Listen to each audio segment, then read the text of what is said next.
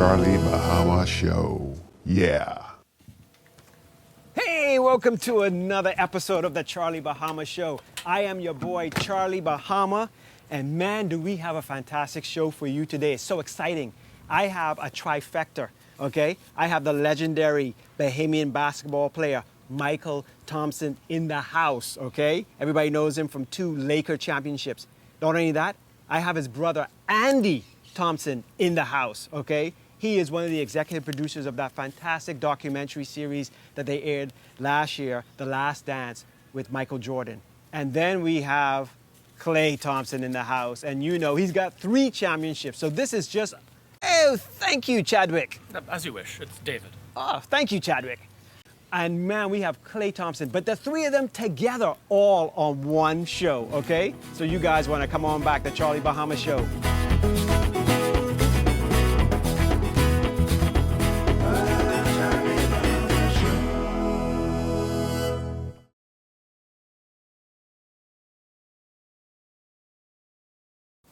Hey, welcome back to the Charlie Bahama Show. And as I promised, we have the honor of the Thompson family in the house. All right, we got Andy Thompson, we got Mychal Thompson, and we got Klay Thompson in the house. And even though I'm not a Thompson, I'm a Smith, but we are related from way back, from the Fountains and the Smiths from way back. But man, it's so good to have the 3 of you in the house. I mean, this is, generations sitting here in front of us today, and we're so happy that you're here. But Charlie, I got to interrupt you for a quick second because Julie needs to remind us. We should have had my other son Mychal here because Mychal's Bahamian. Yeah, and he actually going to play for the Bahamas in Puerto Rico in next week. You know that? See, so we missed out not having Mychal here with us. Oh man, where is he now? Practicing? He's back. He's back up in the Bay. He's coming back here tomorrow. But he's going to fly down next week to join the team in Puerto Rico. Oh my gosh, this is amazing. Klay, I know you got to head off because you got to get into go into the arena. But what do you love about the Bahamas? And when you get to go back, like what do you know or remember about the Bahamas at all? That's a good question, Charlie. I mean, some of my earliest memories of basketball take place in Nassau. Just going to Grandpa T and Grandma T's house and the little concrete court he built for obviously his kids that turned into the grandkids' playground. And there wasn't really a net or a great backboard, but it was 10 feet high. And it was always fun to go hoop down at the island because it was so different from Oregon with the humidity and the air is so different. So you feel so good when you're outside and you're loose. And then just being a young kid going to Jeff Rogers camp, seeing the celebrity game, seeing the young Bahamian men play against pros like Brian McKnight, Travis Knight, Muggsy Bogues, Byron Scott. So it would be fun to there was always good competition too. And it was at, the little church gym or at Sir Isaac's gym. And I just remember being a really little kid and always gravitating to the court, whether that was at my grandparents' house or at Jeff Rogers camp. And I have so many great memories of just growing up when we would go to the Bahamas to see the family and playing with my cousins, talking to the locals about when Andy and my dad grew up, and talking to my cousins Ryan and Chris about the church league. And it was just a lot of fun. I have great stories from it. Yeah. I know. I mean, and that's probably Mychal and Andy, the both of you, because you've succeeded, the both of you, in your chosen fields as well. The Bahamas and your parents. I mean, that's a foundation too. Really nurtures Bahamians around the world. I mean, there's something about the Bahamas. We are a small island, but man, it's like we instill professionalism, we instill drive. Like we might not have everything, like Klay was saying, you got this rim without a backboard or whatever, but it almost makes you better because you got to play better to, with what you got. So Andy, tell me, like what about the Bahamas like you remember growing up? Man, I don't have enough time to tell you what I remember. I mean, there's so many things. Okay, then the one good thing, Well, of course, it's the food. Like you said, there's something about Bahamians, right? The athletes that come out of the Bahamas, whether they're sprinters, boxers, basketball players, baseball players, there's something about Bahamians in that tiny little nation of 350, 400,000 people that have become great athletes in spite of the lack of facilities, the lack of training, the lack of nutrition sometimes. But for whatever reason, like my wife's family, they're right now living in Colorado. And I think in the history of all the NBA players that have come out of Colorado, there's only been two. And Colorado's got what, 25 million people in the state? I'm guessing, I don't know, millions. Probably like 10. 10 million people. But for some reason, we've had about 10 NBA players come out of a little island in the Bahamas. And that's amazing. So I think it's got to be something in the water or something in the food. Maybe it's a conch. Yeah, it could be the conch, And Mychal, I mean, you were like the one that Bahamians just looked up to. I mean, when you stepped on and you know, I think you started at the Portland, right? In terms of the NBA? Right. Right. Yeah. So when you did that, I mean, Bahamians were so proud. I know it must be a pressure for you also because, you know, as I was saying to you before, and like with Klay, no matter, you know, his mom is American and everything, but Bahamians will own you. So you a Bahamian, Klay, no matter what you, you know, it doesn't matter if your mom was like Russian or from Mars, you still Bahamian, you know what I mean? So it must have been pressure for you too also, Mychal, you know, knowing that you got the country, you know, sort of watching you on your shoulder. How was it, you know, getting into the NBA as a Bahamian? I was very proud of it, obviously, to be the first one to make it from the Bahamas. And yeah, there is a lot of pressure on your understanding that you are representing a country, you know, because Americans have so many players to choose from, but from the Bahamas, I was the only one, even though guys came before me, Elisha McSweeney, Sterling Quant, Peter Jilkin, guys like that who had a chance to make it in the NBA, but for some reason didn't stick. But for some reason, God blessed me to be the chosen one to do it. And you're right. We don't have the means of communication back then like we have today with the cell phones and the social media. So you'd have to actually pick up a landline and call people to find out what was going on and how people were following my career and supporting me back in the Bahamas, back in the islands. And my father would obviously, being the great communicator that he was, as Andy and Klay knows, and everybody who knew my father knew how well he could speak and present himself, he would definitely inform me how much support I was getting, how much interest I was getting from my fellow citizens. And he would let me know that everybody back there is pulling for me, watching for me, and supporting me. And that definitely made me feel special and made me realize that, yeah, I do have a big responsibility on my shoulders. I'm not only representing myself and my family, but and of course the Portland Trailblazers, but I'm representing a country also.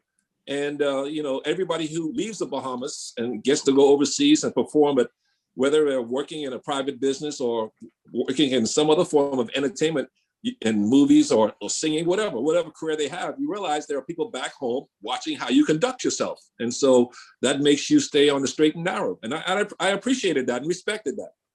Yeah. Well, we're going to go to our first break, and then when we come back, we'll talk to you, Andy, about the amazing documentary that sort of took over 2020. I mean, you know, and you just got an Emmy for it. So we'll come right back on the Charlie Bahama Show with the Thompson family. The Charlie Bahama Show. We'll be right back.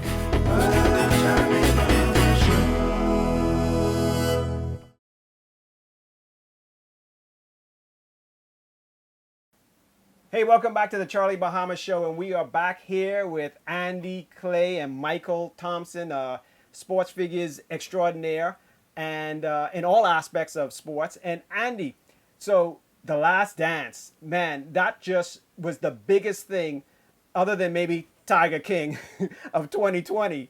How was it to be the executive producer, one of the executive producers behind that, and how did this come about? Man, this was a 22-year journey. It started in 1997, actually. After the Bulls won their 5th championship, I had spent a lot of time with Michael Jordan. And during that time, I always felt we never really showed what it was like to be him on and off the court, because he was a satellite and there were so many people orbiting him. And this world around him was just incredibly chaotic and wild and fun. And I always felt we missed the opportunity. And then when they decided to come back for the 6th and final championship, I finally had a chance to pitch this idea to Adam Silver, who was the president of NBA Entertainment at that time. Adam loved the idea. he had a connection with the Bulls. He talked about if we can do this, yeah, no, let's take the cameras, dust them off, and follow them and see what happens. Nobody knew what was going to happen, but we just wanted to document what was potentially going to be his final year in the NBA. And once we did it, and once he won in such a dramatic way, we wanted to get the film out pretty quickly. But somehow, fate intervened. It never really got made, thank goodness. And over the years, they had a couple of times it started and stopped for various reasons. But you know what? Like I said, fate is partly a lot of this too, because God had a bigger plan, right? He knew that 21 years later, there would be this pandemic. And in the middle of this pandemic, we were right at the point where we were almost finished. And ESPN decided, let's move the production time up and bring this out during the pandemic, which was the perfect time and the perfect opportunity. Everybody's eyes were locked onto their TVs. They had nowhere to go.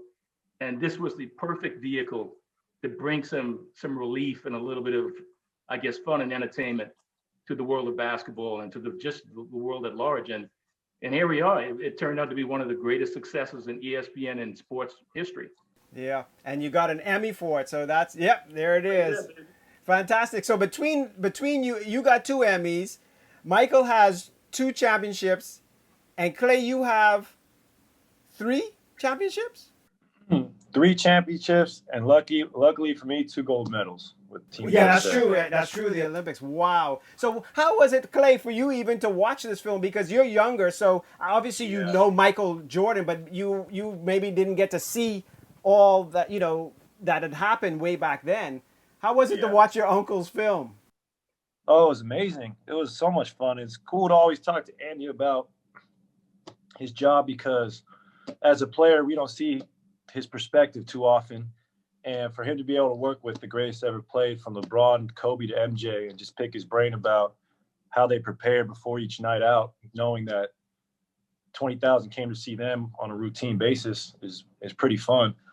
And it's just fun to watch because it's fun to relate, our run of 5 straight finals to what the Bulls went through, obviously in the 90s, 6 of them. And to see the hysteria they brought with them everywhere they went was really cool. And to see how they took the game so global with, MJ and his brand. And, I was so young when that was all happening. It was kind of before my era, but I remember little bits. I remember when they came to Portland, I was really young. I remember my dad taking us in the back, shaking Michael Jordan's hand. And that was a huge moment in my life, just because you see this person on TV all the time and you almost don't even believe they're real until you feel how big his hand was and see how, big he was. And to see him have respect for my dad as well made me look at my dad in a whole new different light. It made me think how cool he was, knowing that he knew Michael Jordan and took the time on his day to catch up with him. And it was really cool to see. I still have that memory. And I appreciate that Bulls team. And it's fun talking to Steve about it, and to talk to Steve as well. Steve Kerr, he's played with so many great players, and now he's coaching. Now for him to be on the other side coaching, me, Steph, KD, Draymond, Andre, it's fun to pick his brain because he knows what it's like when dealing with such superstar talent and egos. So he's the perfect man for the job, really. Yeah. Well, the connective tissue with all of this is just so weird. The symmetry between the reason why I got a really good relationship with Michael Jordan, because Michael Jordan actually spelled his name Mychal for a couple of days, and then his mom saw it on his notebook and said, "What are you doing spelling your name with a My?" And he says, "Because I love Michael Thompson and the way he plays, and he wore these puka shell beads around his neck." It was like, I couldn't believe when he told me this story 25 years ago, that he had so much respect for my dad that he actually wrote his name like him. Yeah. And so that's why we actually hit it off in our relationship, because of his respect for Michael. To Michael. Hey, that's funny. Clay's like, hey, Michael, like your kid's always like, that's just my dad. But then when somebody else says, whoa, they're cool, Clay's like, oh, my dad is cool. Hey, but right now, Michael Jordan's family, like Michael Jordan's like, look, I know Michael Thompson. And they're like, oh, my dad's cool too, Yeah, that's pretty cool. That's why I was so fortunate to play basketball and do what I did. And Klay and Mychal wanted to follow my footsteps, because Charlie And Andy, they knew that they didn't have to listen to me. I had access to people like Clyde Drexler, to Rasheed Wallace, to Magic Johnson, to Kobe Bryant. And I could push Klay and Mychal over to them and say, "Here, you guys talk to Mychal and Klay. They don't need to hear from me. Just listen to what Clyde and Mychal and Kobe and Magic, Byron Scott, guys like that have to say about basketball." So that's what was so fortunate on my end, that they didn't always have to hear it from me. Right. It comes from your father. Sometimes you get tired of hearing from your dad, but they got to hear it from legends. And that's why I was so fortunate to be in this business, so they could pass along the knowledge to Klay and Mychal too. Yeah, that's true. You never listen to your parents. It's like, it's so funny. So, well, we're gonna go for one more break, and then we'll come back to finish out the show with Andy, Klay, and Mychal. Come on back, Charlie Bahama Show. The Charlie Bahama Show will be right back.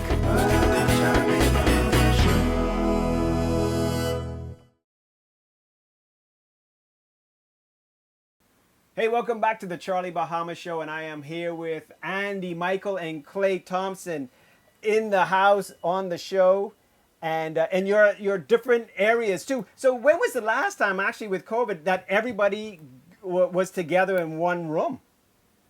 Probably the 2019 NBA Finals. It's been a while. Wow. Yeah. Yeah. Wow.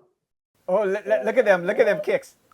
Yeah, no, and the Bahamas is such a part of our story that I try to pay homage as much as I can. And from here on out in my career, I'll always have a colorway of my own personal shoe to give homage to the motherland. And you see here, you got the beautiful yellow, the light turquoise blue, like the ocean water, the black. And I just love to give love to the roots. So, wow. What size do you wear? I'm a 15, nothing crazy. Man, yeah. So I can't even steal them shoes. I could put two of my feet in there. And as you guys can see, what's over my shoulder behind me up there, you see where I never forget where I come from, buddy. Hey, you making me look bad with this little. Yeah, man, you got to get a real flag. Get a real flag, Charlie, behind you. What you doing? You teeth that off someone's car. Oh man! Hey, but Klay, talking about it, growing up, with a legendary father in basketball. Was it something that basketball is something you always wanted to do, or did your dad squash your anthropology dreams? Nah, I mean, I was definitely I love science. I was a little nerdy kid. I love to play chess, but athletics is something that was always my calling card. I played 3 sports growing up: baseball, football, basketball. But when I got to high school, I just knew it was just the one sport I enjoyed the most. And at the time, my father worked for the Lakers, so I was able to go to games with him, and I just fell in love with watching Kobe, Lamar, Powell. That Lakers team really, when I saw him win 2 championships in my teenage years, that's what I wanted to do. I didn't know it would ever get to this level, but I just knew I wanted to be out on that hardwood. And I had the confidence in myself that I could. I would watch Sasha Vujacic play, and I would tell myself I was better than him as a 17-year-old. So I knew it was in my calling. It just was going to take some time. And that's why, 2020's been rough, That's why I think about Kobe and Gigi every day, because my best basketball memories were around those Laker teams, and my first Laker memory was in 2004 when I was able to go with my dad to Detroit and watch that finals. The Lakers lost, and it was such a hostile crowd. I've never seen anything like it. Detroit fans were something else. And I remember after the game, this is another cool story. I'll never forget this. After game, 14 years old, we're in the team banquet room for dinner, and Kobe has his shades on and his little bucket hat, and he's just by himself. And he comes and sits at our table and starts talking to my dad. And I couldn't believe it, because it was just me, my Uncle John, and my dad. And he didn't want to talk to nobody else. But for some reason, he had enough respect to sit down with my pops and chop up with him after losing the NBA championship. I couldn't believe I was sitting across the table from him. And it was it was just an incredible moment for me as a 14-year-old to see my superhero in the flesh. And I'll never let go of that memory. So I think about him every single day, because I can literally chart my whole life off his career. I remember when he won the dunk contest his rookie year. I remember his last game at Staples. So every time I step on the hardwood, I think of him and Gigi. Wow. Let me introduce you to your father, Mychal. He's a legend. Everybody, from Kobe to Michael Jordan, they all respect your dad. So and That they did.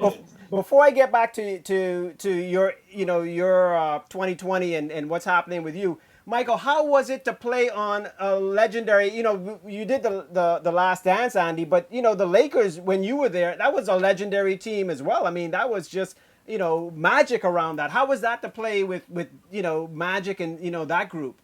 It's different, Charlie. Klay experienced this the last several years of how special his team was. His team was a historic team, different from other teams in the league. Even though you are in the NBA, like most of these guys are, like all these guys are, it's special to be in the NBA, whether you're playing for the Orlando Magic, the Minnesota Timberwolves, no matter who you play for, it's special. But there are some things that are different levels as we have in life, right? There's different levels to things. And when you play for franchises like the Celtics and the Lakers in the 80s, you have to realize it's different. It's a different atmosphere, it's a different feel, it's different expectations, because you're expected to win a championship. You are playing with Hall of Famers, legendary players. And so you have to take your performance and your attention to another level, because you're not just expected to be a good team or to get to the playoffs. You are expected to win a championship. Anything less is a failure. Klay understands this because that's what the Warriors were like those last 5 years when they had to me, that's the greatest team I've ever seen, Klay's Warriors team. I always tell him that. I'm not afraid to say it, that I think his team was better than my Showtime team. Now, Magic and Byron and Michael Cooper, they cussed me out. They didn't agree with that. They told me they were going to deport me back to the Bahamas when I said that, but that's how special it is. When you get a chance to play for a historic team, the Bulls teams of the 90s, Klay's teams of the last several years, it really is different. You feel like you are above the rest. You feel like you're a member of the Rolling Stones or the Beatles or something like that. Well, all these other great rock bands are there, but it's just different when you get to play for a historic team or an historic team, as Klay knows. Right. Wow. And Klay, how is your physical aspect now? How is that coming along? It's going well. I'm out the boot and I'm walking. I'm on the mobility work. Obviously, it hurts this year not playing because I was so ready to chase another championship, and it's tough watching my team struggle without me because I know I would help so much. I would vault us right into contention again. But I'm excited for our future prospects. I think we hit a home run drafting James Wiseman. This man is 7 foot with extremely good skills for a 19-year-old. It's crazy because when my dad came to the league, he was 23. Now the NBA's changed so much. We have a one-and-done guy who's 19 and has only got about 20 games under his belt. So James is going to be a work in progress, but he could be one of the greats. I really believe that. And me, Steph, and Draymond look at him like he can extend our championship window a few years. So although it hurts now not to be able to do what I love, I'm planning on fully coming back and playing at a high level for the next 7-8 years because I'm not satisfied with just 3 rings. I want to fill up one hand at least, and I want to have a chance to win a couple more. Yeah. I remember, Mychal, when your dad used to come over to our house, you gave him one of your rings. I mean, and that's a big ring, boy. He was so proud to wear that ring, at our house. And I was like, man, that thing is huge. Well, not compared to Klay's rings. My rings are special and they'll always be sentimental to me, but my rings in that era compared to the rings they hand out now, look, my rings look like high school rings compared to what Klay and those guys were rewarded with for winning a championship. But still, those rings are precious and special to me. And yet it made me really, really, it made it extra special to be able to present a ring to my father when I won my first championship. Before we get out of here, I just want to give thanks to the patriarch, Spurgeon DeWitt Thompson. And none of this would have been possible if he didn't first let Mychal get off the island. If it wasn't also my brother Colin. My brother Colin defended Michael's right to give him a try. Yeah. And I remember going back with Klay like 7 years ago, and he took Klay and Mikey back to the roots and showed them where it all began. Yeah. But it started with my father, and then Mychal doing what he did opened the door for me. And none of this is possible if it wasn't for my dad, DeWitt Thompson. Yeah. God bless him. Thank you guys so much, and we'll be looking. Klay, watching you, and we'll be watching your films, Andy, and then also Mychal. You're still the voice or one of the voices at the. Still the radio broadcaster for the Lakers. So I will be getting another ring from the Lakers in June coming up. Wow! I don't know. Nets are looking pretty good. Well, you guys take care, and we'll see you soon. All right. All right, Charlie. Thanks. All right. Thank you. All right. We'll be right back. More of the Charlie Bahama Show right after this. Charlie Bahama Show. Charlie Bahama Show. Follow Charlie Bahama on Facebook, Instagram, and Twitter, or go to charliebahama.com.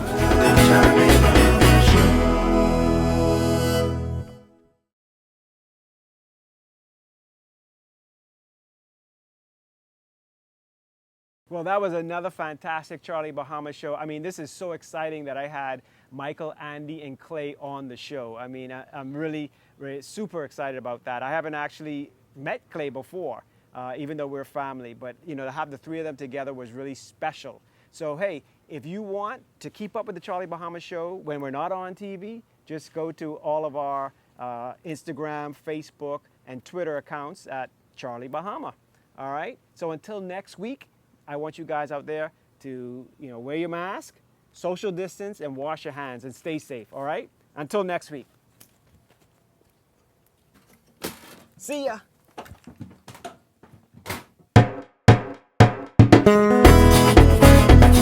Charlie Bahama Show. Charlie Bahama Show. Charlie Bahama Show. Charlie Bahama Show.